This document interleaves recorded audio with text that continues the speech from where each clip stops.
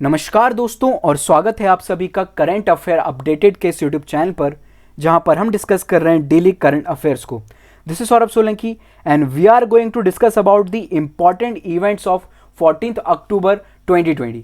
चलिए स्टार्ट करते हैं आज के इस लेक्चर को और सबसे पहले देख लेते हैं कि आज हमें कौन कौन से टॉपिक्स को कवर करना है।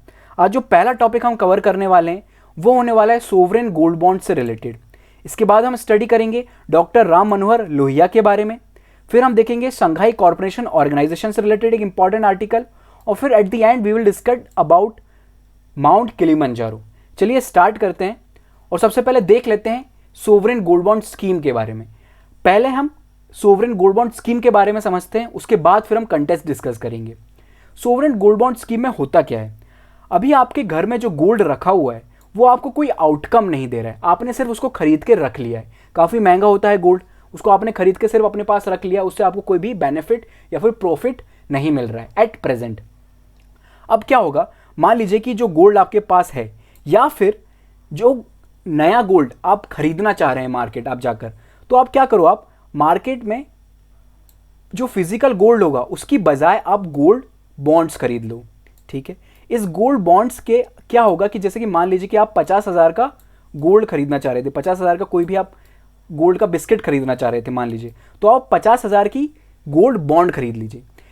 इससे आपको क्या बेनिफिट होगा? सबसे पहले तो जो गोल्ड आपने खरीदा नहीं वो क्या रहा, गवर्नमेंट के पास रहा, यानी कि वो आपकी इकोनॉमी का एक सिस्टम बना रहा। आपने खरीद के उसको एक तरफ कोने में नहीं रखा, वो इकोनॉमी का सिस्टम बना हुआ है अभी भी। ऑलराइट, एक बेनिफिट तो ये हुआ, उससे देश को फायदा हुआ। फिर अगला बेनिफिट आपको क्या क्या बेनिफिट होगा इससे, हम वो समझते हैं। क्या होगा, ये जो आपने गोल्ड खरीदा है, जो बॉन्ड खरीदा है गोल्ड बॉन्ड, उसकी मदद से आप लोन भी ले सकते हैं। ठीक है, ये बॉन्ड ले जाके आप बैंक में दिखाएं तो बैंक आपको, जैसे कि मान लीजिए आपका जो गोल्ड है उसकी वर्थ 50,000 है, तो आपको 50,000 वर्थ का जो लोन आपको बैंक दे देगा। ठीक है, अगला बेनिफिट, अगर आप गोल्ड बॉन्ड को बेचते हो कहीं जाकर, तो क्या होता है कि अगर मान लीजिए कि आपने फिजिकल गोल्ड बेचा तो आपको उसके ऊपर कैपिटल गेन टैक्स देना पड़ेगा। लेकिन अगर आप गोल्ड बॉन्ड को बेच रहे हो तो आपको उसके लिए कोई भी कैपिटल गेन टैक्स नहीं देना पड़ेगा, यानी कि आपको अगेन बेनिफिट मिलेगा इसके थ्रू। ठीक है, तो ये इसके कुछ इंपॉर्टेंट बेनिफिट्स हैं। एक इंपॉर्टेंट पॉइंट आपको इससे क्या याद रखना है कि गोल्ड बॉन्ड्स को पब्लिश कौन करता है? तो इसको पब्लिश करने का काम, इसको इशू करने का काम करती है RBI on the behalf of government of India. ठीक है, क्या टर्म होती है, कितने टाइम पीरियड के लिए आप गोल्ड बॉन्ड को खरीद के रख सकते हो? तो देखिए, इसकी मैच्योरिटी का जो पीरियड होता है वो 8 ईयर्स होता है। ठीक है, 8 ईयर्स के बाद आप चाहो तो गोल्ड बॉन्ड को बेच दो, उसका जो बेनिफिट आपको मिलेगा वो आपके अकाउंट में ट्रांसफर कर दिया जाएगा। ठीक है, फिर an option to exit the investment after first 5 year, आप चाहो तो 8 साल की मैच्योरिटी से पहले ही लीव कर सकते हो। कितने टाइम बाद? 5 साल के बाद, ये आपको ऑप्शन दिया जाएगा। कौन कौन लोग इसके लिए एलिजिबल होंगे इस स्कीम के लिए? तो इंडिया के जितने भी रेसिडेंट्स हैं वो इसके लिए एलिजिबल होंगे। फिर उसके बाद हिंदू अनडिवाइडेड फैमिली इसका बेनिफिट ले पाएंगी, ट्रस्ट हैं, यूनिवर्सिटीज़ हैं एंड चैरिटेबल इंस्टीट्यूशंस हैं, वो सभी इसका बेनिफिट ले पाएंगी। ऑलराइट, ये पॉइंट आपको याद रखना है। इस स्कीम को लॉन्च कब किया गया था? इस स्कीम को लॉन्च किया गया था 2015 में। क्या ऑब्जेक्टिव था इस स्कीम को लॉन्च करने का? To reduce the demand for physical gold and a shift a part of domestic saving, यानी कि जो गोल्ड की डिमांड है, सरकार को जो है गोल्ड की डिमांड रहती है, तो उन्हें हमें क्या करना पड़ता है, सरकार को बाहर से गोल्ड को इंपोर्ट करना पड़ता है। लेकिन अगर आप गोल्ड जो है सरकार के पास फिजिकल फॉर्म में अवेलेबल होगा, लोग जो है फिजिकल गोल्ड ना खरीद के गोल्ड बॉन्ड्स खरीदेंगे, तो सरकार के पास जो है गोल्ड रहेगा और हमें इंपोर्ट भी कम करना पड़ेगा। ठीक है, तो एक ये बेनिफिट बहुत इंपॉर्टेंट है इसका। इससे रिलेटेड क्वेश्चन भी यूपीएससी ने पूछा था। सिंपल सा क्वेश्चन था कि आपको बेनिफिट्स बताने थे, मेंस में पूछा गया था क्वेश्चन कि आपको बेनिफिट्स बताने थे कि सोवरेन गोल्ड बॉन्ड की क्या बेनिफिट्स हैं। ठीक है, तो आप भी कोशिश कीजिएगा आंसर राइटिंग करने की। ठीक है, अब आप हमें आंसर तो नहीं बता पाएंगे, बट स्टिल कोशिश कीजिएगा कि आप खुद से ही इसका आंसर लिखें, what are the benefits of sovereign gold bond. ये आर्टिकल आपका काफ़ी इंपॉर्टेंट रोल प्ले करेगा इस आंसर को लिखने में। अब हम कंटेस्ट समझते हैं कि कंटेस्ट क्या है। देखिए, इस स्कीम का 7th फेज रिसेंटली लॉन्च कर दिया गया है आरबीआई के द्वारा, यानी कि आरबीआई ने जो है 7th फेज जो है इसका लॉन्च किया है और अब आरबीआई नए गोल्ड बॉन्ड्स को इशू करना स्टार्ट कर चुका है। कब से स्टार्ट किया है? तो 12 अक्टूबर 2020 से, ठीक है। तो ये पूरा आर्टिकल हमने डिस्कस किया सॉवरेन गोल्ड बॉन्ड के बारे में। अब चलते हैं आगे और डिस्कस करते हैं राम मनोहर लोहिया के बारे में। कल भी हमने दो फेमस पर्सनालिटीज़ के बारे में डिस्कस किया था, जेपी नारायण और एक और आपकी पर्सनालिटी थी, okay, I am unable to recall his name right now, but दो पर्सनालिटी जो थी बहुत इंपॉर्टेंट थी, और उन्हीं पर्सनालिटी का एक और जो विंग थे, एक और जो पार्ट थे जिन्होंने साथ में मिलकर काम किया, तो वो थे डॉक्टर राम मनोहर लोहिया। इन्होंने जेपी नारायण के साथ मिलकर काफ़ी ज़्यादा काम किया। ये जो व्यक्ति थे ये एक सोशलिस्ट आइडियोलॉजी वाले व्यक्ति थे, यानी कि इनकी विचारधारा जो थी वो समाज के कल्याण के प्रति काफ़ी ज़्यादा रही है। काफ़ी ज़्यादा इन्होंने कोशिश की है कि समाज का जो कल्याण है, सोसाइटी का जो डेवलपमेंट है, उसके प्रति इन्होंने काफ़ी इंपॉर्टेंट रोल प्ले किया है। कंटेस्ट ये है कि रिसेंटली इनकी डेथ एनिवर्सरी जो है मनाई गई है और प्रधानमंत्री जी ने ट्रिब्यूट दिया है राम मनोहर लोहिया को, तो ये कंटेस्ट है। हम थोड़ा सा और डिस्कस करते हैं राम मनोहर लोहिया जी के बारे में। तो इनका बर्थ जो है वो कब हुआ था?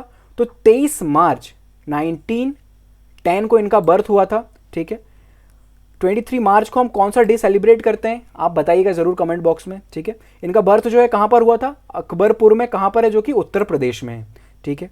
फिर इनकी अगर हम ब्रीफ प्रोफाइल देखें तो जैसा कि मैंने आपको बताया, इनका जो रुझान था वो सोशलिस्ट पॉलिटिक्स की तरफ ज़्यादा था। इन्होंने जो है एक एक्टिविस्ट का रोल निभाया, सोसाइटी में जो भी ज़रूरत थी सुधार की उसको करने के लिए, और जो भी बुराइयां थी उनको भी दूर करने के लिए इन्होंने कोशिश की है, ठीक है। Much of his career was devoted to combating injustice through the development of distinctly Indian version of socialism. ये पॉइंट आपको याद रखना है, ठीक है। कभी आंसर राइटिंग में आप हो सकता है आपको हेल्प करे। अगर हम इनके आइडिया ऑफ सोशलिज्म को की बात करें तो देखिए ये 5 प्रकार की इनइक्वालिटी के बारे में बात करते हैं। 5 काइंड्स ऑफ इनइक्वालिटीज। कौन कौन सी इनइक्वालिटीज को दूर करना चाहते थे ये? तो पहली inequality between man and women.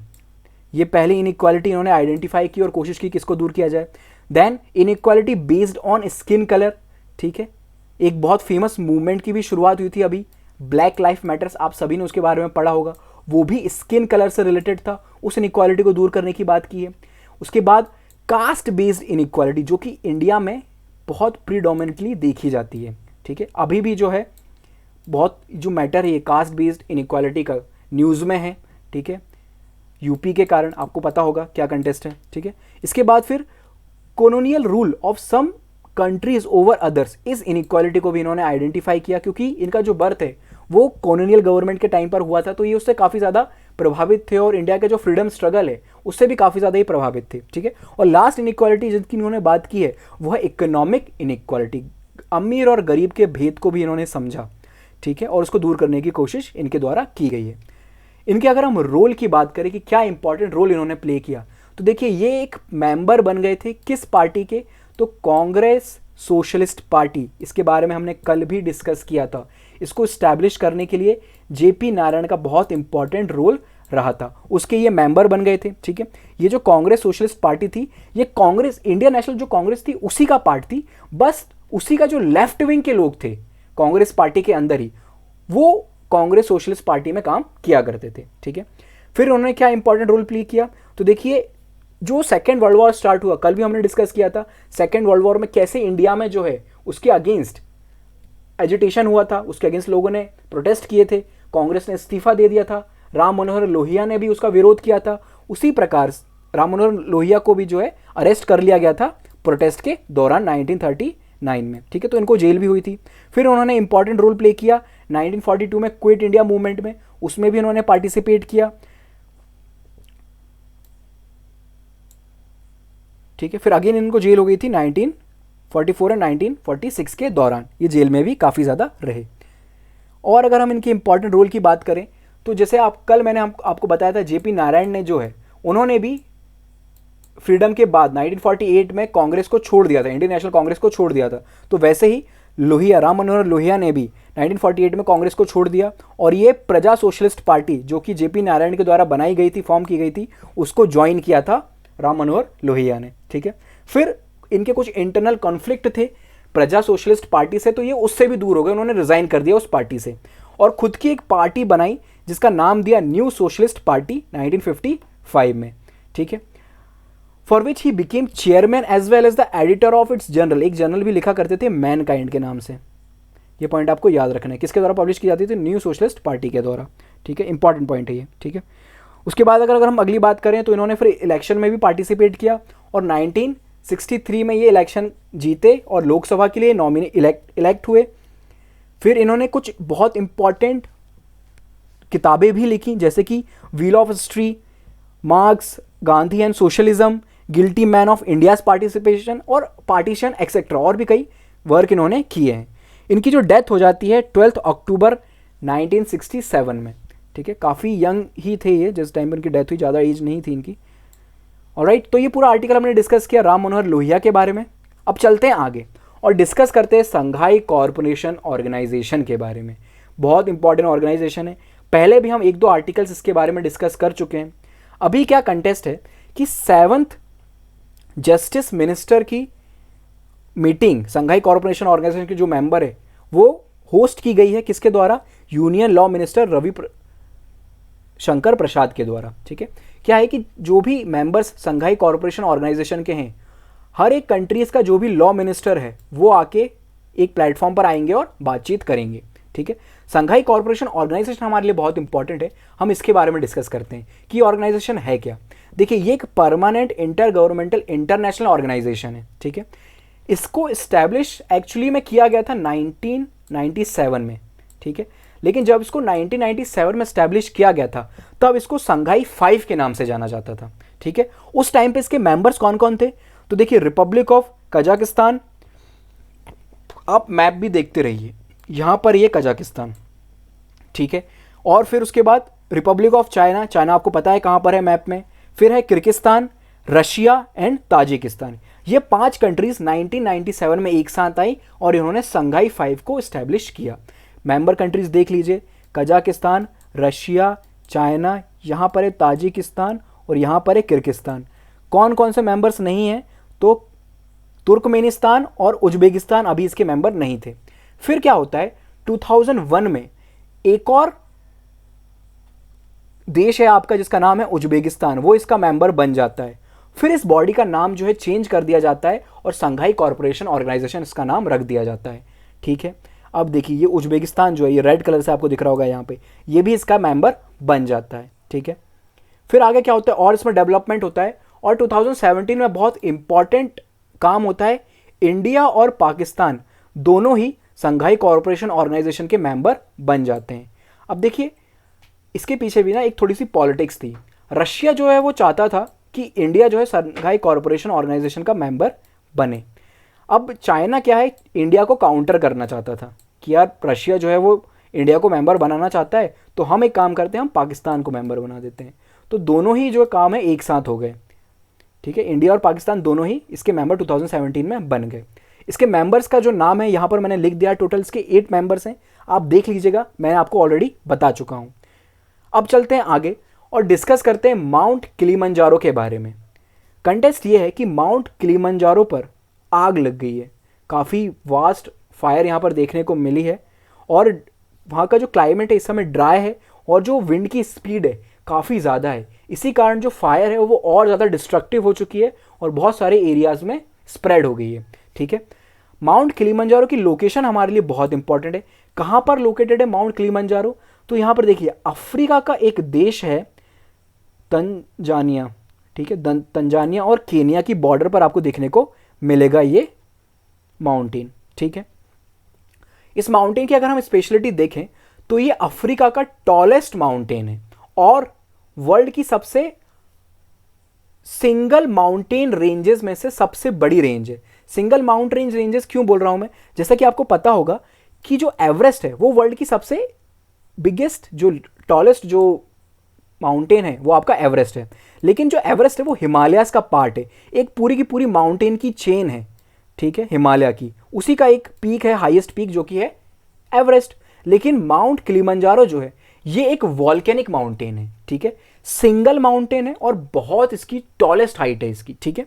तो उम्मीद है आपको क्लियर होगा ये पॉइंट। तो फ्रेंड्स, इसकी हाइट जो है वो भी देख लीजिए आप कितनी है, 5,895 मीटर्स के अराउंड इसकी हाइट है, ठीक है। ये पॉइंट आप याद रखिएगा। सो फ्रेंड्स, ये था हमारा आज का डिस्कशन। उम्मीद है आपको डिस्कशन पसंद आया होगा। अगर आपको पसंद आया तो वीडियो को लाइक करें, कमेंट करके हमें ज़रूर बताएं कि आपको ये वीडियो कैसा लगा। और अगर आप कोई और टॉपिक्स पर लेक्चर सीरीज चाहते हैं तो वो भी आप कमेंट बॉक्स में हमें बता सकते हैं। Thank you so much guys, keep supporting us. I will see you in the next lecture. Have a good day.